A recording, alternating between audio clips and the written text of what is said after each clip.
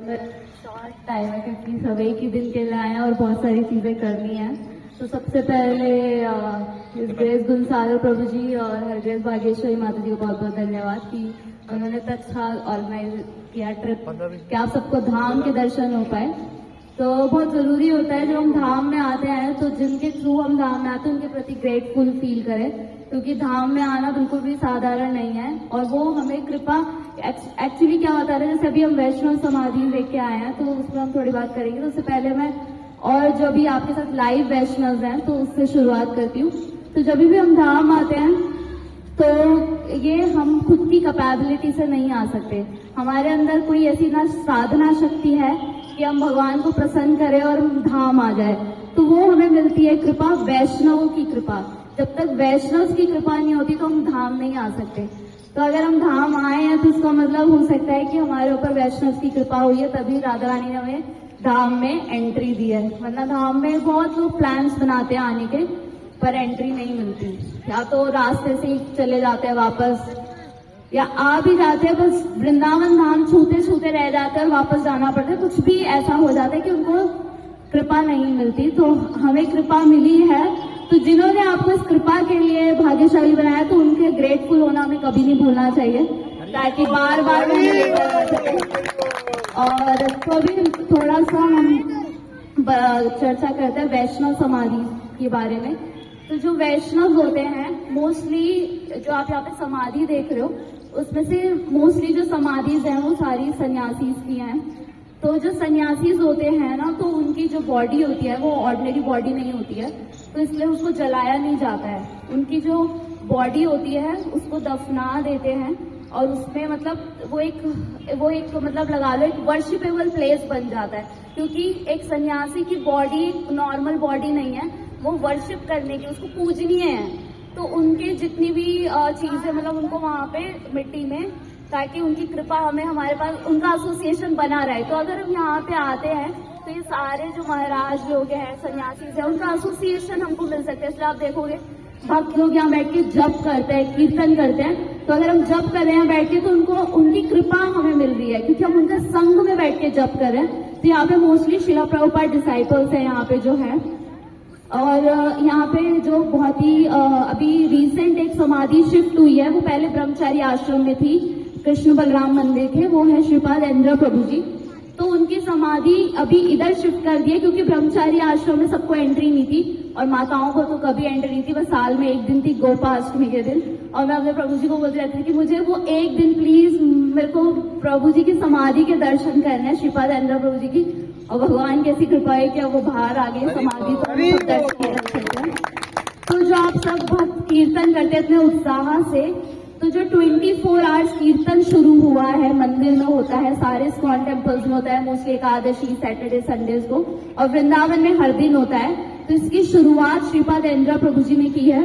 तो इंद्र प्रभु जी बहुत ही मतलब एक्सॉल्टेड सोल, मतलब इतने ज्यादा प्योर आत्मा है ना वो, उनका संग लेने से मतलब इतना ज्यादा हृदय परिवर्तन होता था ना कि भक्त मतलब वो कीर्तन करते थे और लोग भक्त बन जाते थे।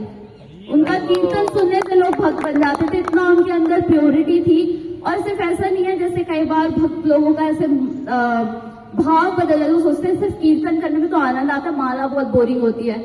पर श्रीपाद इंद्र प्रभु जी जो है बहुत नाम जप के किया करते थे।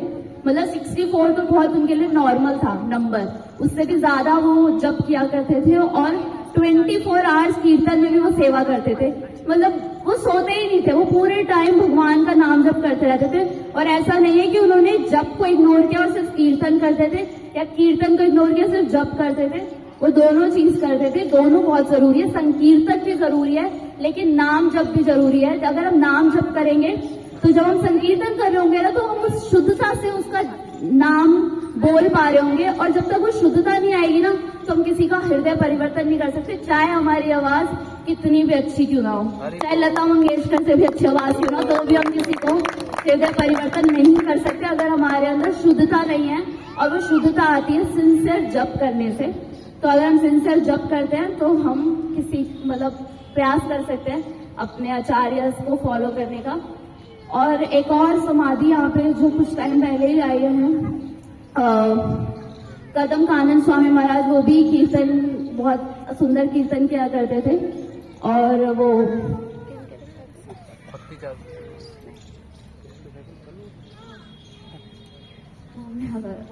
शिला प्रभुपाद जी के एक डिसाइपल, मेरे को नाम याद नहीं आ रहा, उनके डिसाइपल मतलब वो शिला प्रभुपाद जी की ग्रैंड डिसाइपल है कदम कानन स्वामी महाराज।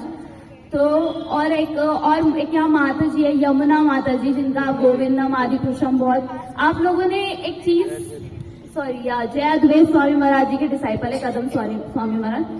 तो आप में सब दर्शन करके आए हो, तो मैं एक क्वेश्चन पूछूंगी। तो यमुना माता जी जो हैं, उनकी समाधि के ऊपर एक कोट लिखा है, किसने पढ़ा था वो? बहुत मतलब प्रभुपाद जी ने सोचा कि बड़ी बात तुमको बोली है। उन्होंने बोला, शिला प्रभुपाद जी ने वहां पे वो कोट लिखा हुआ है, शिला प्रभुपाद जी उनको बोलते थे कि she knew the art of devotional service. मतलब भक्ति की आर्ट आती है उनको, कि भक्ति मतलब आप समझोगे जैसे एक पेंटिंग एक आर्ट होती है, सिंगिंग एक आर्ट होती है। तो प्रभुपाद जी ने कहते थे कि उनको भक्ति की आर्ट पता है और वो इतने खुशी से उसका सबने डिस्ट्रीब्यूशन करती है। तो we need to learn the art, हमें वो भक्ति की आर्ट को सीखना है। तो हम यमुना माता जी से सीख सकते हैं कि वो कैसे, उन गुरु निष्ठा उनके अंदर इतनी ज्यादा थी कि वो सबको भक्ति प्रचार प्रसार कर पाती थी।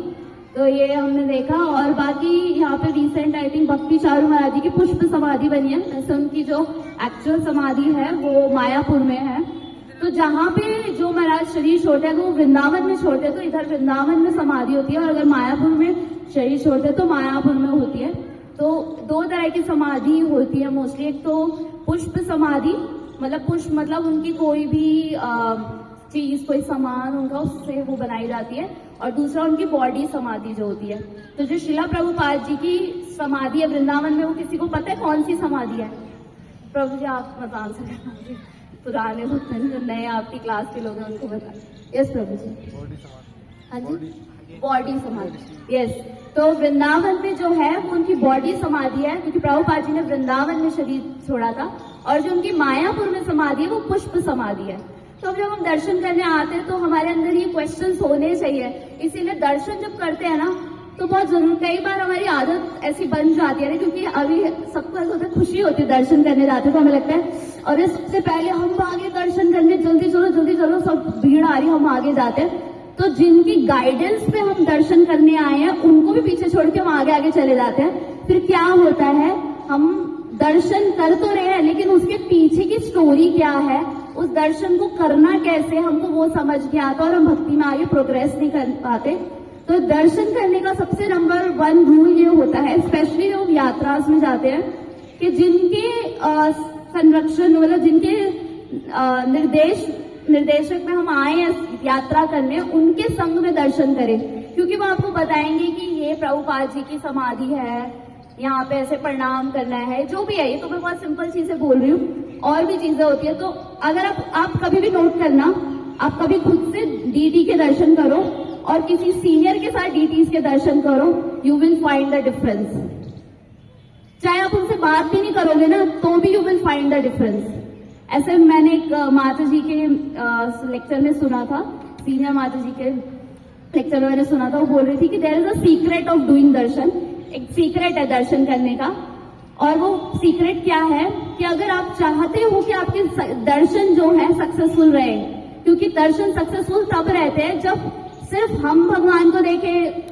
ठीक है, हमने देख लिया, मटीरियल आंखों से भगवान को कितना देख सकते हैं हमें पता है, लेकिन हम में से कौन चाहता है कि भगवान हमको देखे? तो भगवान हमको देखते हैं जो हम किसी सीनियर के बाजू में खड़े होकर दर्शन कर रहे हैं। तो ये हमारा रहना चाहिए कि बस सीनियर के आगे पीछे रहो कि भाई भगवान हमें देख ही लेंगे, क्योंकि उनकी भक्ति बहुत अच्छे से चल रही है तो हमें कृपा मिल जाएगी। ऐसा हमारा हमेशा भाव रहना चाहिए दर्शन करने का। तो बस इतना ही, बाकी प्रभु जी। हरि बोल।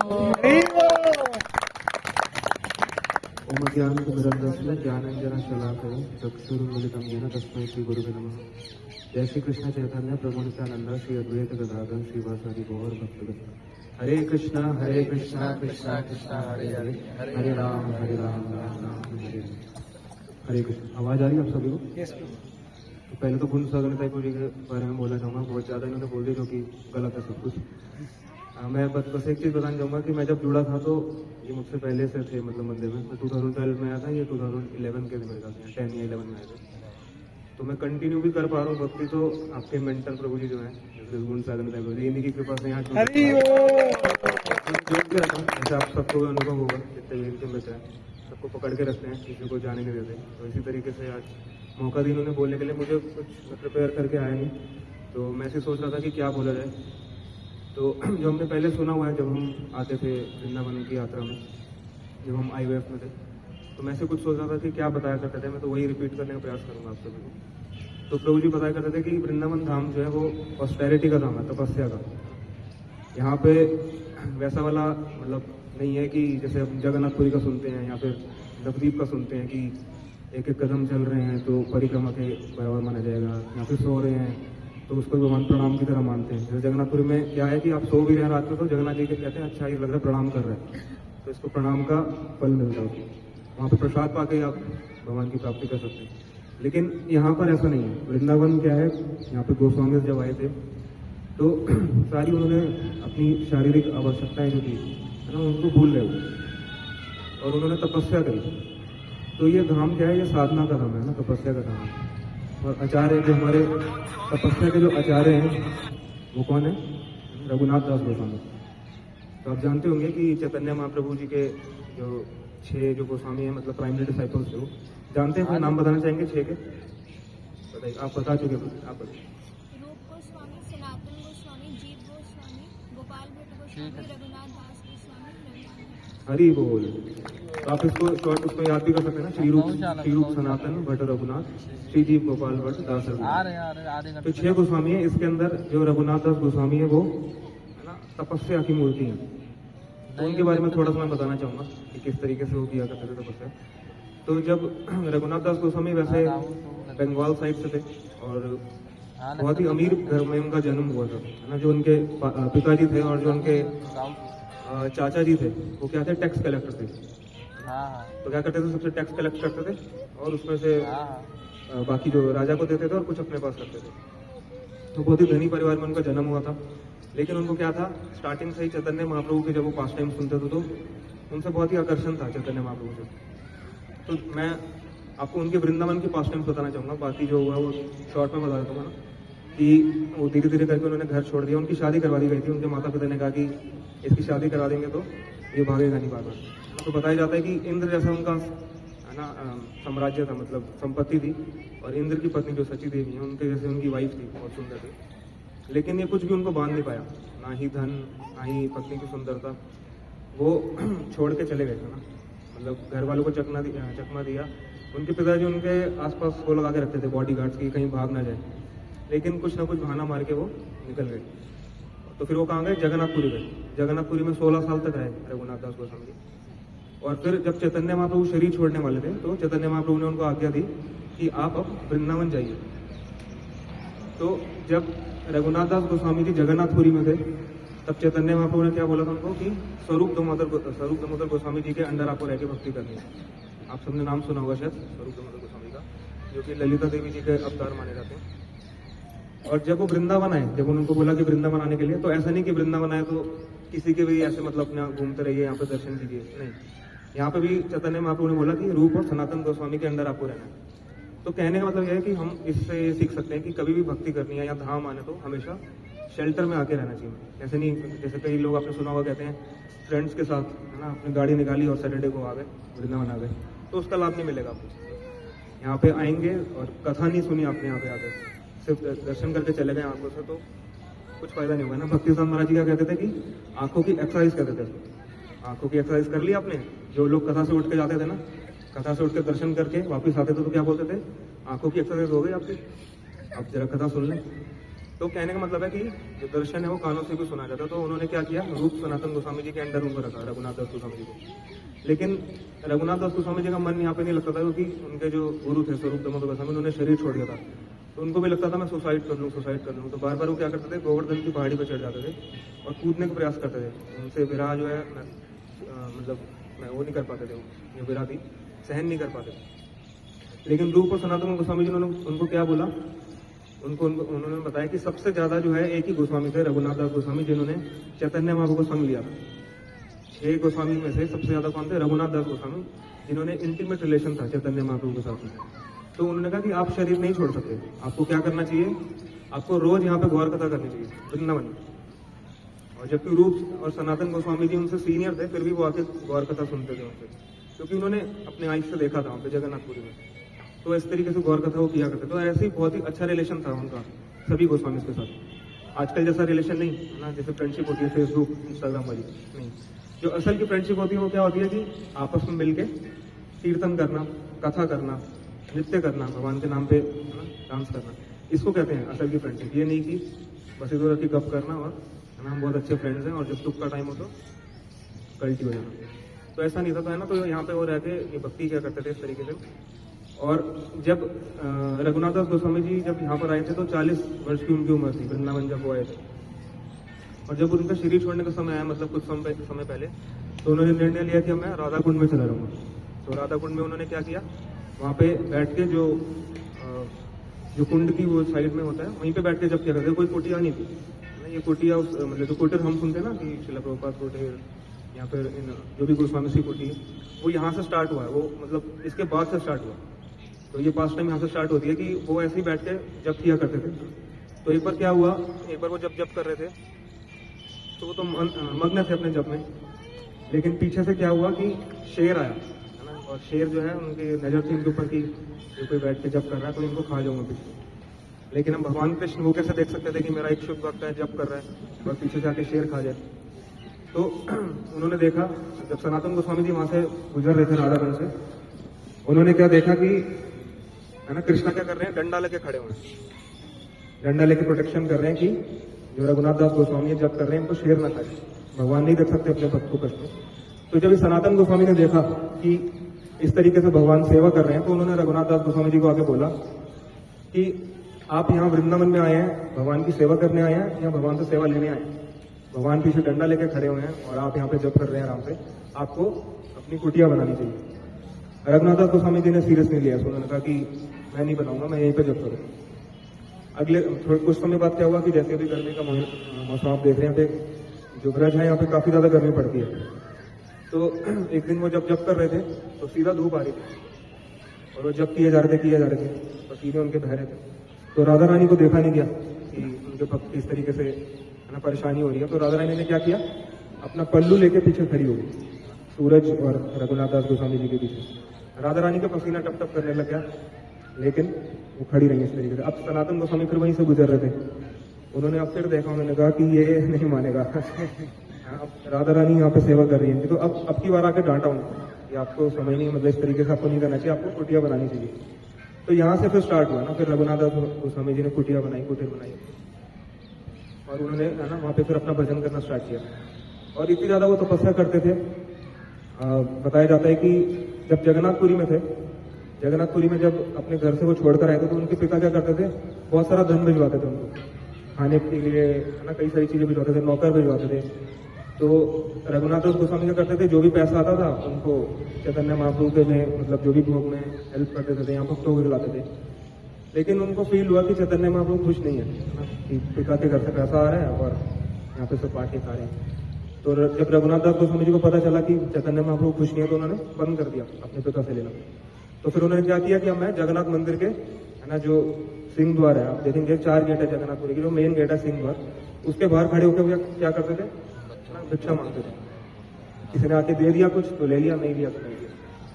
तो जब चैतन्य महाप्रभु को पता चला ये चीज, तो खुश हुए कि है ना अपने पिता से लेना बंद किया। लेकिन कुछ समय बाद रघुनाथ दास गोस्वामी जी को लगा कि चैतन्य महाप्रभु इससे भी खुश नहीं है, क्योंकि उनको लगा ये वैश्य वृत्ति जैसा लग रहा है ना, कस्टमर की वेट कर रहे हैं कि कोई आएगा तो देगा, है ना। तो उन्होंने ये भी छोड़ दिया। अब उन्होंने फिर तीसरा क्या किया, जब जगन्नाथ जी के आप देखेंगे कि दिन में क्विंटल भोग लगता है चावलों का ना, तो जो मांड निकलती है ना, मांड आप जानते होंगे, जो पानी होता है चावल का, वो एक पीछे वाले द्वार से बहता है, वहाँ पे बहता रहता है, उसमें गाय आके पी लेती है, कुत्ते पी लेते हैं। तो वहां जाके वो बैठ जाते थे रघुनाथ दास गोस्वामी, और वहां पे जो चावल होते थे जो कि जानवर खाते थे, जानवर भी छोड़ देते थे, उनको साफ करके खाया करते थे। कुछ समय बाद उन्होंने ये भी छोड़ दिया, उनको जब पता चला कि चैतन्य को इससे भी पसंद नहीं है। अब उन्होंने क्या किया, मट्ठा पीना स्टार्ट कर दिया, जो बटर मिल्क होता है, छाछ जिसको कहते हैं, पहले एक दिन में 250 ग्राम छाछ पिया करते थे, फिर उसको उन्होंने क्या कर दिया, 3 दिन में 250 ग्राम छाछ कर दिया। मतलब ऑस्टेरिटी की सीमा, मतलब जिसको हम कॉपी भी नहीं कर सकते।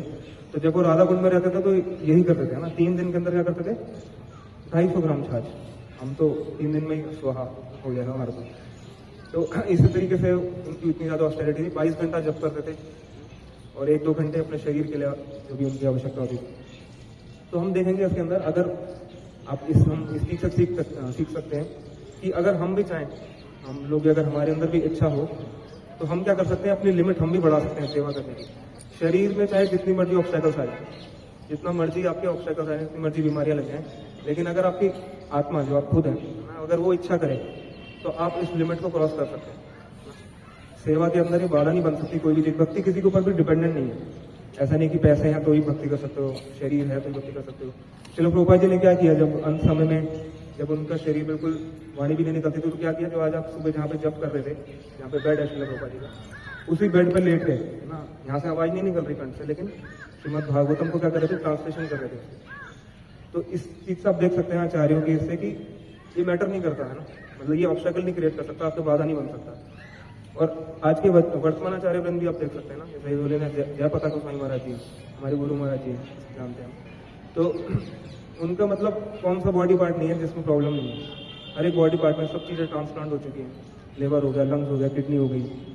लेकिन है ना, महाराज जी क्या बता रहे थे, बोले ना जय पता गोस्वामी महाराज जी की, मैं बोल नहीं सकता ढंग से, ना मैं चल सकता हूँ व्हील चेयर पर, ना मैं डांस कर सकता हूँ, खाने में भी दिक्कत है, लेकिन still I am very happy.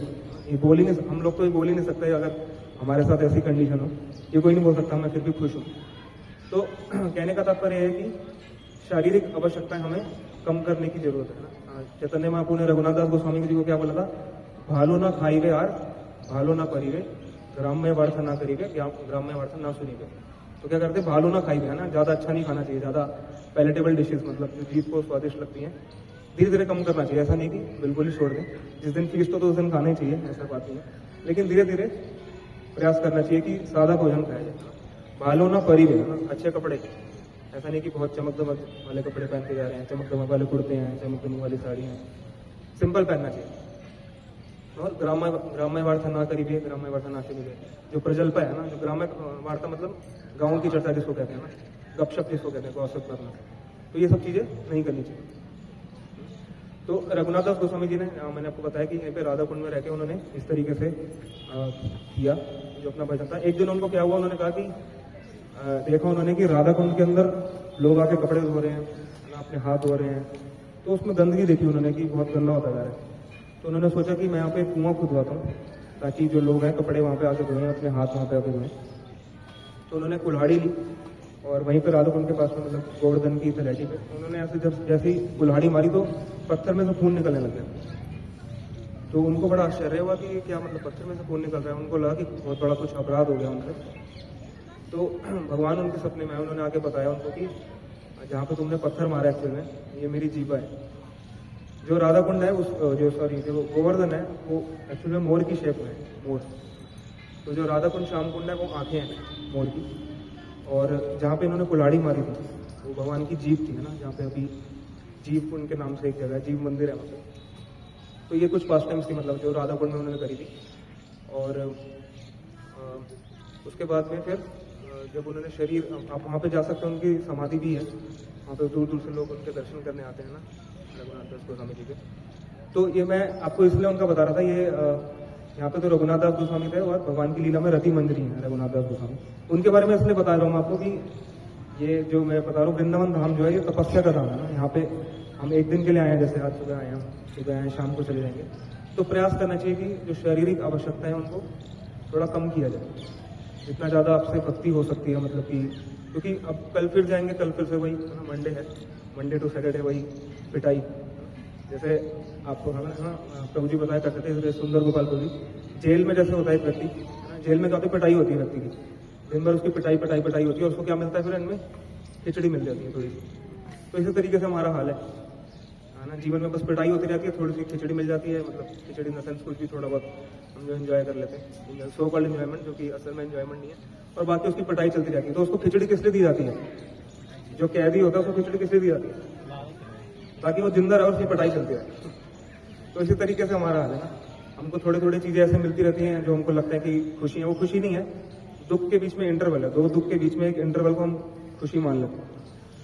तो उस खुशी को किस लिए हमको लगती है, ताकि ये व्यक्ति जीवित रहे और इसको डंडे पड़ते रहें, और ये डंडे पड़ते रहेंगे जब तक इस जन्म मृत्यु के ना हम साइकिल से बाहर नहीं निकलेंगे।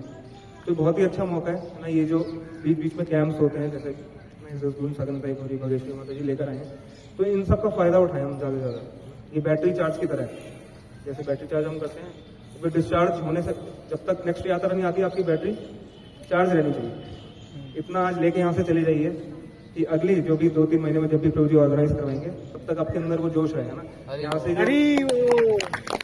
जो आप जो भी चीजें देख रहे हैं ना, इनको कैप्चर कर लीजिए, क्योंकि धीरे धीरे आप देख रहे हैं, जैसे प्रभु जी आप सुबह कुंदर प्रभु जी बता रहे थे कि ये जो धाम है इसके ऊपर आवरण है, तो हम देख नहीं पा रहे इसको। यहाँ पे मतलब बिल्डिंग्स बनती जा रही हैं और ट्रैफिक का हॉर्न बजते रहते हैं यहाँ पे, तो धीरे धीरे करके और ये बढ़ता जाएगा। अभी फिर भी आप कुछ ब्रश देख सकते हैं, या फिर कुछ रिमोट एरियाज में जा सकते हैं, जैसे कई सारे वन है, 12 वन है यहाँ पे, तो अभी भी महसूस कर सकते हैं आप वो जो वृंदावन की फीलिंग है ना। तो बस आपसे यही है ना प्रार्थना थी कि यहाँ पर हैं तो यहीं पर प्रेजेंट रहिए। अभी अपना 1-2 घंटे अभी भी हमारे पास हैं, जैसे अभी शायद प्रभु जी कीर्तन ऑर्गेनाइज करेंगे, तो सारी अपनी चिंताएं भूल के ना अपनी हमें क्या करना चाहिए, जितनी भी उपाधियां हैं कि मैं एक पति हूँ, मैं किसी का बेटा हूँ, मैं किसी का भाई हूँ, ये सारी उपाधियां हमने बांध ली हैं, या फिर मैं क्या हूँ, एक जॉब करने वाला हूँ, मतलब मेरा कोई बॉस है ऊपर, तो ये सारी डेजिग्नेशंस को भूल जाना चाहिए हमें 1-2 घंटे के लिए ना। अभी जो 1-2 घंटे बचे हैं, या फिर रात तक आप बस में भी होंगे, एक ही डेजिग्नेशन, एक ही उपाधि याद रहनी चाहिए कि क्या हूँ मैं, दास दास दास। तो सारी जब आप चिंता भूल जाएंगे ना कि मैं हूँ, ये हूँ, वो हूँ, जब भूल जाएंगे और करेंगे कि यही याद रखेंगे कि मैं सिर्फ भगवान का दास हूँ। दास को क्या करना है, सेवा करनी है। सेवा में ये सब आता है, नाम संकीर्तन, जप करना, नृत्य करना, तो इसको पूरे उत्साह से आप कर पाएंगे। नहीं तो वो मन में टेंशनें घूमती रहेंगी कि ये भी करना है, कल वो भी करना है। अभी कुछ नहीं करना, अभी यहीं पर है, यहीं पे प्रेजेंट रहना है, और यहाँ पे जैसे जैसे प्रभु जी आपको इंस्ट्रक्शन देते रहेंगे उसको फॉलो करते रहेंगे। तो बहुत बहुत धन्यवाद आप सभी का, ज्यादा समय हरे कृष्णा कृष्णा कृष्णा हरे हरे, हरे राम राम राम हरे हरे।